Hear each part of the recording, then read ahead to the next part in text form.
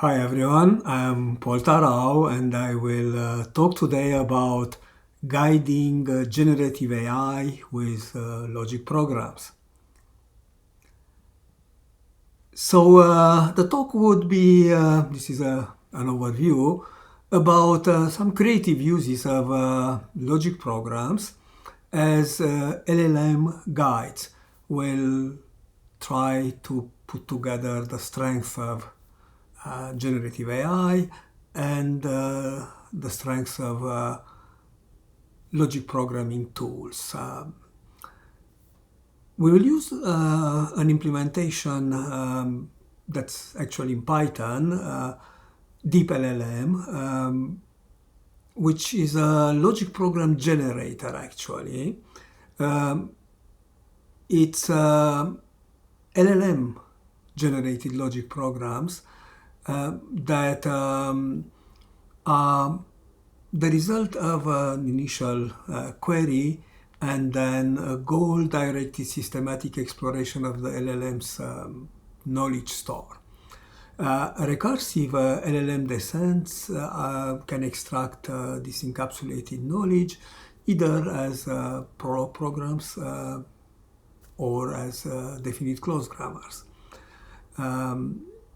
We have also cousin of horn clauses here. Well, closer maybe than a cousin, called dual horn clause logic that would be very good at falsifying theories, but constructively. And we'll combine those two in the SymLP language, embedded language that compiles to Prolog very efficiently, and then you would be able to do the two kinds of reasoning within the same system. So we'll rely on clause invention initiated by a plan expressed as a logic program when we use SymLP, and we be able to direct it to do either verification or falsification, depending on what side of a decision we want to explore. We'll have application to clarify important scientific concepts, emerging technologies, policy decisions, and so on. We'll use prompt engineering templates to manage those recursive descents. And finally, we'll show form approximate reasoning that's related to what LLMs generate. It's called SoftLog, and we use vector embeddings for approximate reasoning against facts that match more or less the query at a given level of recursive descent, of course. The importance of integration with the Python-based generative AI ecosystem will be in our talk at multiple points, and we'll discuss its merits. Well, let's start with a quick overview of DeepLLM. So, as I mentioned, it automates deep step-by-step reasoning in an LLM dialogue thread by recursively exploring alternatives, they are OR nodes, and also expanding details, they are AND nodes, up to a given depth. And if you put OR nodes and AND nodes together, well, you get horn clause logic, basically. Starting from a single succinct task-specific initiator, we steer the automated dialogue thread to stay focused on the task by synthesizing a prompt that summarizes the depth-first steps taken so far. LLM needs context to give you more informed answers. at each next iteration, and that's how we keep our context to match the kind of thinking that logic programming evaluation follows, the SLD resolution process that we mimic closely, in fact. We use also semantic similarity to ground facts or oracle advice from another LLM instance to restrict the tendency to maybe confabulate that LLMs show sometimes. Also, we use other instances of LLMs called oracles to verify what is generated. And with that, we get to more trustable answers. And as applications, we have consequence predictions, causal explanations, and particularly interesting is topic-focused exploration of scientific literature. We'll see them in action in a minute. So, well, that's basically the introduction, but I want to just mention that we also tweak logic programming for the LLM context. So we want to streamline information retrieval and interaction with the LLMs. And also we cover the complexity of prompt engineering by having those templates that we are using recursively. All right, so let's now look at the key components. We have active components that we call interactors, recursors, or refiners. They have different complementary tasks. Interactors manage input prompts and task breakdown. Recursors handle the iterative exploration of subtasks. And finally, refiners enhance clarity and relevance of LLM responses. We have some resources as well that complement LLMs. It's very much like in the very widespread these days RAG systems, in which you have also a vector store that enables semantic search via embeddings of sentences, and also ground facts that can be represented symbolically, that comes from online sources or can be local. Particular reference documents which can be processed with some of our NLP processing tools could serve as those ground facts. We work with sentences everywhere, and we extract them, of course, from the text as much as we generate them when we do the recursive descent from a given initiator with our DeepLLM system.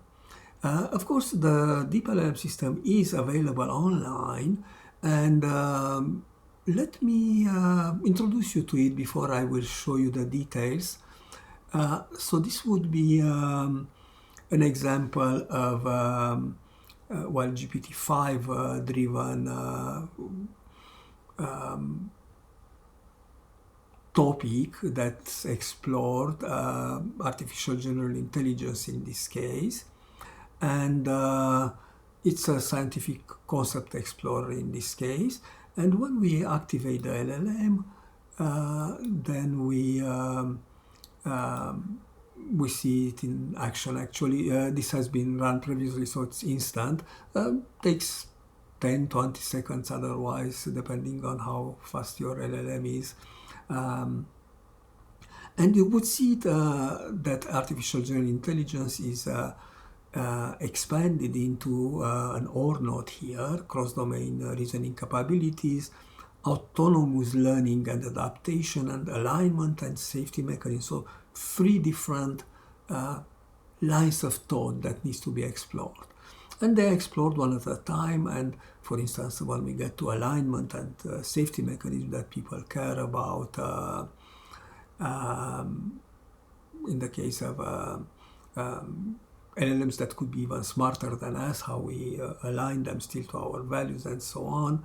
And we can see here deceptive alignment, impact regularization, inner outer alignment, and when we explore, for instance, autonomous learning and adaptation, we want curiosity-driven learning, which is not really implemented yet in LLM because it's a batch process and the LLM doesn't have a say on what it wants to learn, at least with the current training methods.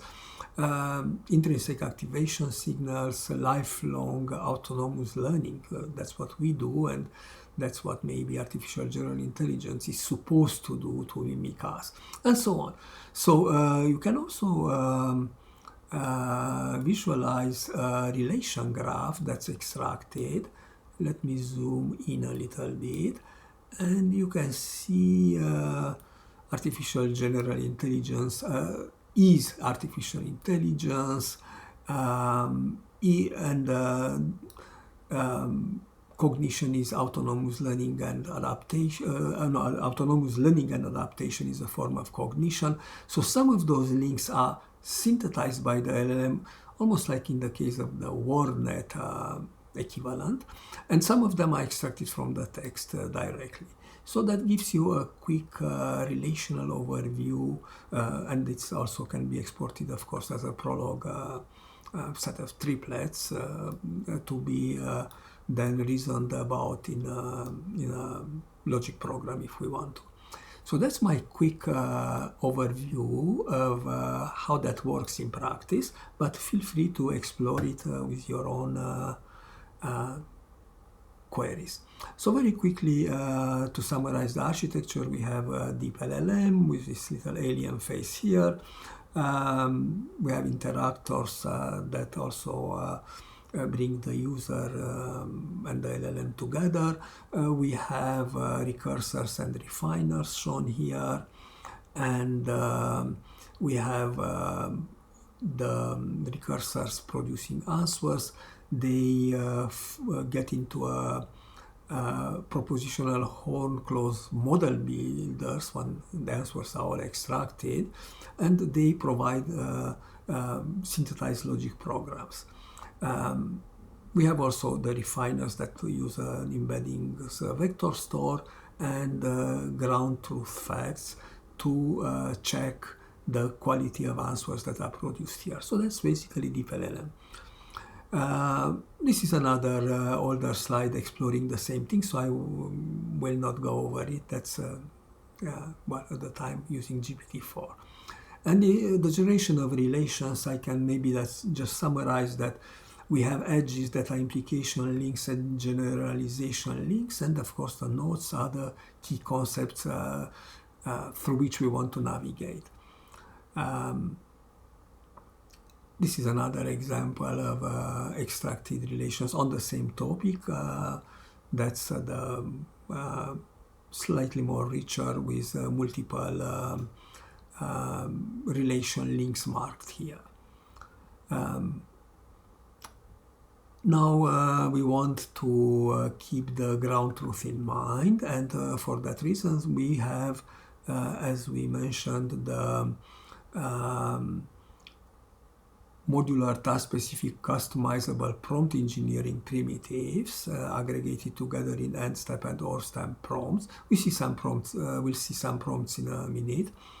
And sentences in authoritative documents or collection can be seen as ground truth facts and can be used to select the what we call abducibles when we reach the leaves of SLD resolution. And then we use semantic similarity or advice from an LLM-based oracle to validate those. So we have here structured prompt engineering combined with logic guide recursion over LLM queries and semantic search in an embedding vector store. So this brings us a step closer to trustable generative AI. That's an important requirement of today's LLM in medical, educational, defense, and in general business applications, subject even to government regulations in some parts of the world. And DeepLLM provides a principal approach towards the trustable generative AI with those different roles outlined here: oracles enforcing consistency and factuality, and focused reasoning steps enforcing that are enforced by casting and/or steps into propositional horn clause programs. That can then be checked, of course, with other logic programming tools independently of the LLM-based oracles. So we have a very nice venue here for symbolic AI to enrich the picture. DeepQA is another program that generates answers and follow-up questions. I think I have a version here that shows you another question. Is generative AI making logic programming obsolete? Well, we kind of hope not. And then, well, the LLMs are with us on that. No, generative AI and logic programming target different strengths. LLMs are probabilistic pattern matchers, while logic programming provides sound, explainable, and auditable reasoning, and so on. And then we have new questions. New question answer pairs, they are all listed here. And in some niches, yes, generative AI is displacing brittle handcrafted rule sets, especially in NLP, data cleaning, and heuristics, because prompting is faster than maintaining large prolog data log code bases. But for anything safety critical, regulated, or cost latency sensitive, logic still wins or guarantees debuggability and stable behavior. So very nicely phrased here. And then at the end, because we reach a recursive limit and then we don't explore further, here the recursive limit was very low, it's just 1. More interesting things come out, and feel free to just explore it for that yourself. We get also at the end something that we call open questions, and these are what are effective patterns for combining LLMs with logic engines in production systems. So interesting open questions that come out. And that's the very cheap cost, of course, with 1 cent for that thing for interacting. And at the end, you get a definite clause grammar that can be downloaded. And here we have the terminal symbols and then the list of open questions, all together as a prolog program to be either explored further or to just replicate all this interaction as if the LLM were there, but purely the logic program mimicking what the series of answers of the LLM would be in DCG's generation mode. All right, let's move on to DeepQA. That's an older slide about the same, about something different, how constructive negation works in, well, in logic and in constraint programming. Nice topic to explore. We want to leverage LLM reasoning also with dual horn programs. So let me introduce you to that in the next slide. But first, let's see why we want that. Dual horn clauses exhibit syntactic simplicity and straightforward semantics. And by using the DeepLLM system, large horn clause and dual horn clause programs can be generated. And they enrich the synergy between generative AI systems and logic programming tools. So let's take a look at what they actually are. Well, dual horn clauses are very similar to horn clauses. A horn clause would be P0 if P1 and so on to Pn. A definite dual horn clause would turn this arrow in a different direction, and it would be forward reasoning this time, P0 implying a set of consequences, P1 or Pn, so the conjunction symbol turns also into its dual. And of course the same applies to integrity constraints. In this case, for horn clauses, we have that those cannot be all true, in particular two of them, P1 and P2, not being able to be true at the same time.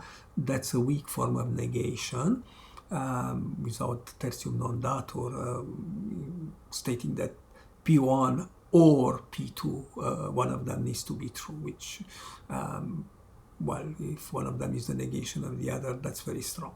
And that's in classical logic. So intuitionistically, this is enough.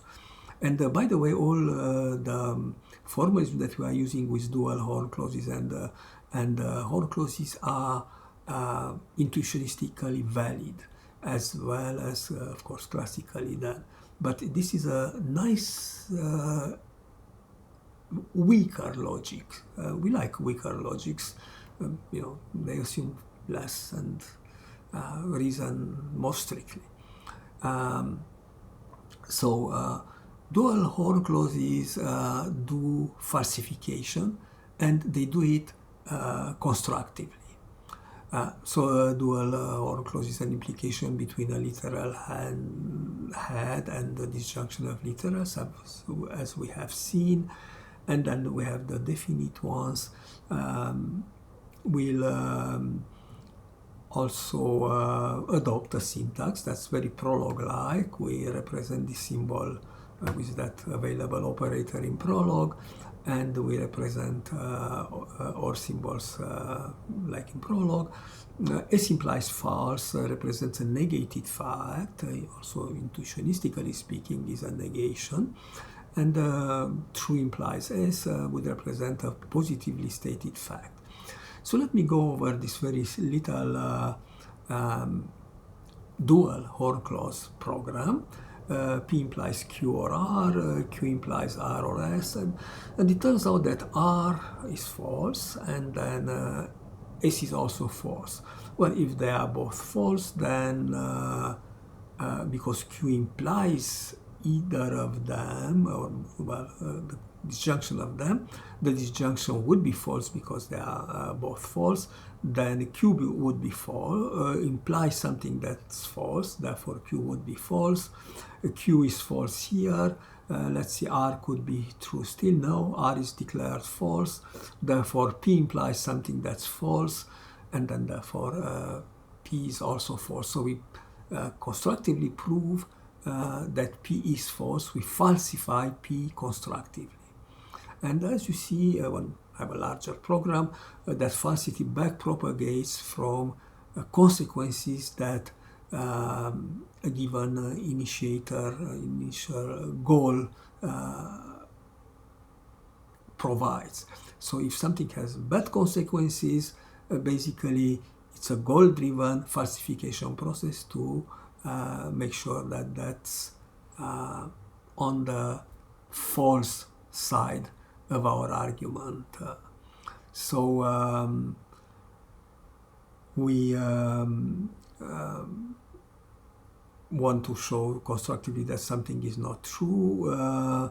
We, as I said, falsify the initiator goal by backpropagating from its negative, and they could be negative in a wide sense, undesirable, unwanted, harmful, impossible consequences, depending on what problem we analyze.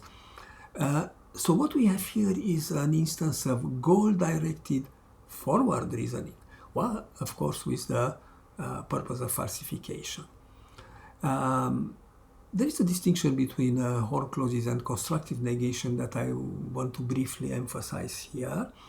Dual horn programs produce bindings of the form x equal t, will tell you what X could be, and the constructive negation reduces a negated goal, negation by failure, for instance, to bindings of the form X different from T.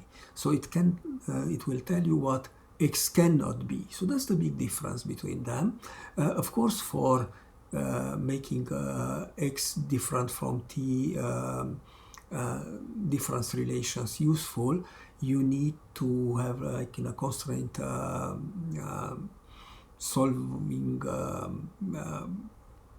API, to have a generator that provides the candidate bindings, and then with this you actually can do filtering. But that's not the same as what we can do here. We just plainly generate what X could be, rather than having to filter via another mechanism what cannot be the case in terms of equality or inequality constraints. We have another differentiator based on Schaeffer's dichotomy theorem. Dual horn and horn clauses are p-complete classes, and therefore we could, even if LLMs generate very large programs, deal with them very, very efficiently. We have fixed point computation that's part of DeepLLM, and it can work with very large LLM generated programs. In Prolog you can do the same with tabling and some kind of loop checking, but this is all taken care of. And of course, if there are integrity constraints that could be generated by the LLM or come from ground truth that we have, all that could be used to focus the reasoning. So that's a differentiator to, let's say, negation as failure-based models, like for instance ASP, or generation of set solver. So when we do some constraint programming, that brings us to the NP-hard problems. More expressiveness, but not the guaranteed polynomial complexity. So that's an interesting differentiator as well. Now we put together horn clauses and dual horn clauses, and have this SymLP embedded language that runs under any Prolog system, basically.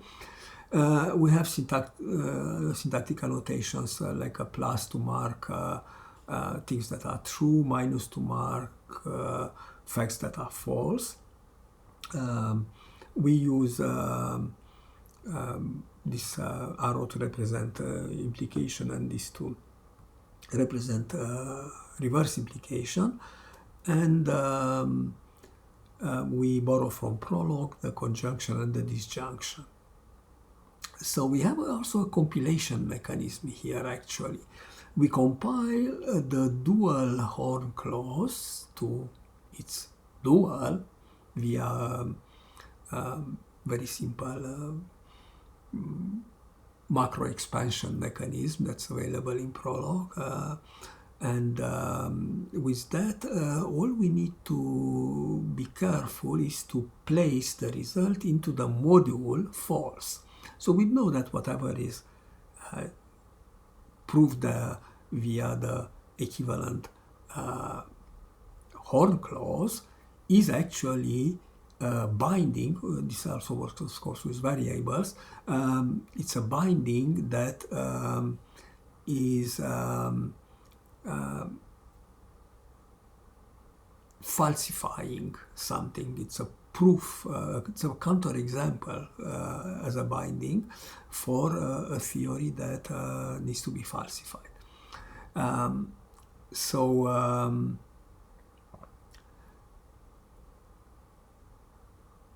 This enables execution of dual horn programs with the same efficiency as horn clause programs, so there is no performance loss. After that compilation time, translation via macro expansion. So let's look at a very small fragment here, just what it becomes syntactically. We have a dual horn fragment here and a horn fragment there. So this converts to horn clauses, but in the module false, this part. And then this converts to the same thing virtually, it's just with different symbols, in the module true. And then when we query that, we say in the module false, is P true? And we say yes, it is. So successful falsification of P because it's true in the module false. And in the module true, we query U, it succeeds, it means it is true. So that confirms that U is verifiable, and this here confirms that P is falsifiable. So now let's look at an app for it. Let's see if the app runs happily, and if it does, it's great. We'll just show it here. So that would be probably SymPL here. And the question here is LLM scan reason. That's a statement, and we want to either verify it or falsify it, and we can choose which is it. So we try, in this case, verification of it, LLM scan reason, process supervision, neural symbolic integration, stepwise reasoning annotation, and so on. That's a very small one level, again, GPT-5 recursion, but you can see that if we go further, we get more interesting things. We get also subject-verb-object relations, SVOs. Differentiable logic reasoning is reasoning, for instance. If someone doesn't know that, intermediate step verification is a form of verification. So we get a relation graph that can be visualized in this case as well, and it gives you a succinct representation at, of course, recursion level 1, but it can be a more interesting graph if we go deeper. So that's how dual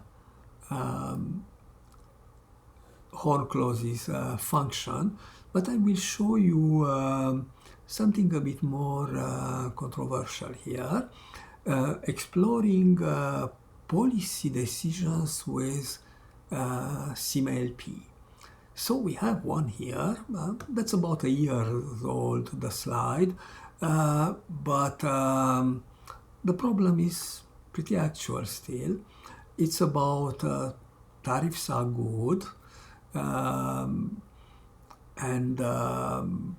here we argue that they are, and we see here that tariffs are jobs, tariffs balance budget, and then if they are jobs, that's good because it's either domestic manufacturing doing better, or the export market expansion allegedly will do better, and so on. So you would see here the pros of that, and if you now want to see also the cons, well, you would see that we actually primed this SymLP program with a top-level Prolog program that, well, a NatLog program. We'll talk about NatLog in a minute. That's my Prolog dialect that's implemented in Python, just to be all in the ecosystem, well, LLMs and other machine learning tools live with minimal distraction to interface, move from one to the other, and so on. Okay, that improves the developer's inner loop significantly.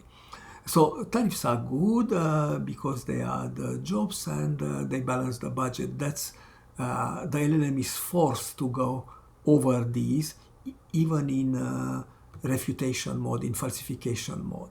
So let's see what the LLM figures out. So it says, well, they are good because of this and that. But now let's look at these apparently good things. Tariffs add jobs. Well, they do, but then that increases consumer prices, trade partner retaliation comes, maybe supply chain disruptions, limited product variety, economic inefficiency, global trade tensions, domestic market complacency, innovation stagnation.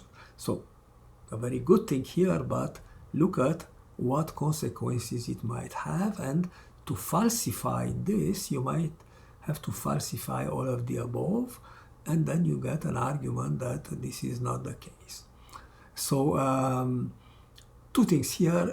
One of them is that you can prime the process either to lean towards verification or falsification, and while the prompt engineering behind it will make nevertheless the LLM follow what's required, do its best to falsify or to verify theory here, an economic theory that tariffs are good in that case.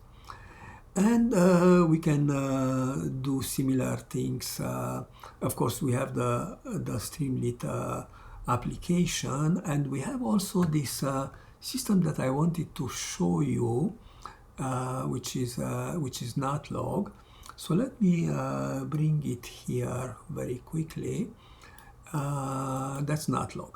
So, oh, by the way, I did just for this presentation 10-minute vibe coding, asking well, GPT-5 in thinking mode to fix some of the issues, because this was about 2-3 years old, and Streamlit took some different turns since then. In 5 minutes it came out, and it's enriched with a lot of interface elements, and it's just run.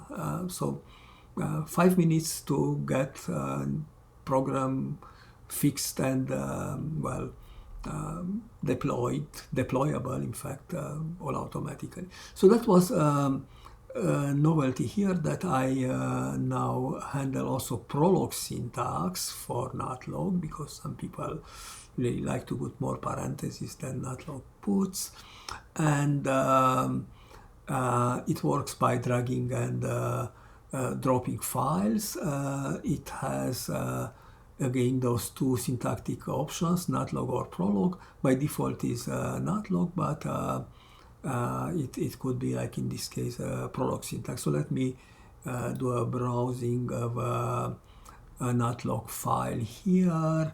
That's, I guess, one level up here, and let's put well, the usual family program in here, and here is the family program, and then you could ask something like, I don't know, cousin of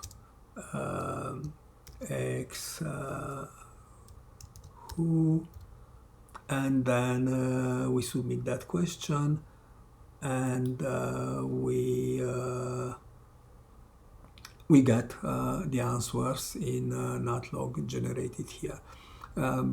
And you can edit a little bit the file here. So that's a small interface to play online with NatLog, potentially useful for teaching, especially if that happens at, you know, let's say K-12 level, and students are still not that happy with the more complex syntax that Prolog inherited from its siblings in the late 70s and early 80s. All right, so the usefulness of NATLog comes that it's a lightweight Prolog dialect that directly shares Python's data structures and list tuples and dictionaries to represent terms and clauses. Python coroutines map one-to-one to NATLog's first-class logic engines. So it's not a very weak Prolog implementation. It has SWI has logic engines as well now, and has an LLM-friendly natural language-inspired syntax. All right, so here is the NATLog code for verify and falsify. This is about buying an EV, and we want to verify that they are ecological and so on, or here we would like to falsify the above. And we go up to a limit of recursion, that's in this case again 1. Verify is a call to Python, that's all it takes to call Python, and we have the convention that the last argument here is what the Python function or generator would return. And here are the Python definitions. Run Explorer would just ask the LLM to continue from where we are in the forced resolution process that we could impose on the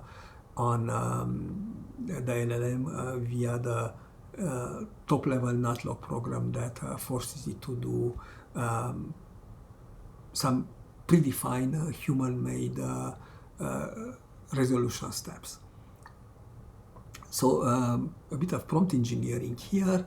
We have a verifier prompt. It's a dictionary in Python that has a name and prompt, and you would see we strongly support in the case of a verifier, and an OR prompt we also strongly support.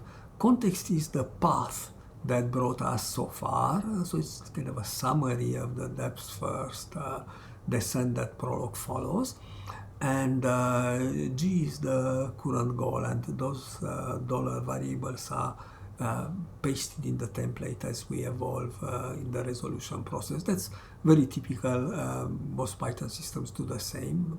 We adopted the same mechanism. It's hard to beat in simplicity. Just mark spots in the prompt where you want new information or context-specific information to be inserted. And here we have a falsifier prompt where we strongly disapprove the same, and we have an OR part and an AND part for it as well. All right, let's explore a theory with it. Popular one, the universe is a computer simulation. All right, these are the pros here, and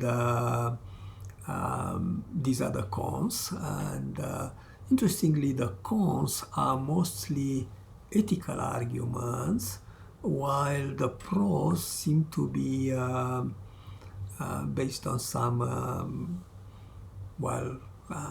observable physics. I'm not saying that should convince us that it is the case, and in a way it's undecidable by us if it is the case or not.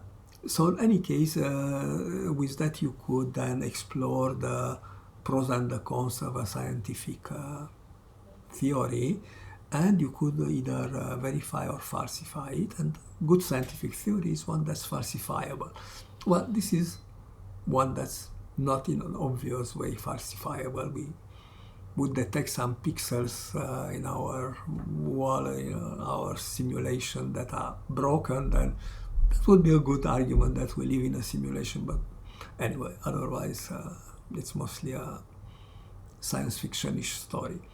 All right, exploring an emerging technology in SymLP, artificial general intelligence brings robotization of manufacturing, brings human control and cooperation with AGI, and novel scientific discoveries. So those are all good prompts here.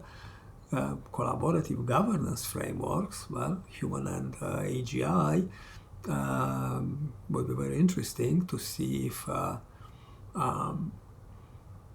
AGI would require contribution to get elected, and then deliver pork back to the constituents in exchange, or to the lobbying groups. Anyway, that's far in time, but not completely impossible.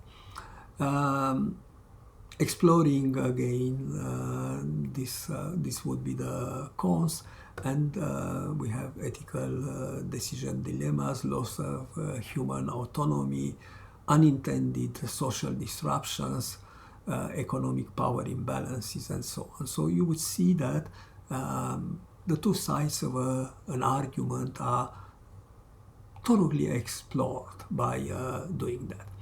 Well, finally, I want to see how we do reasoning with noisy or less precise facts, or facts that are stated differently than what we expect.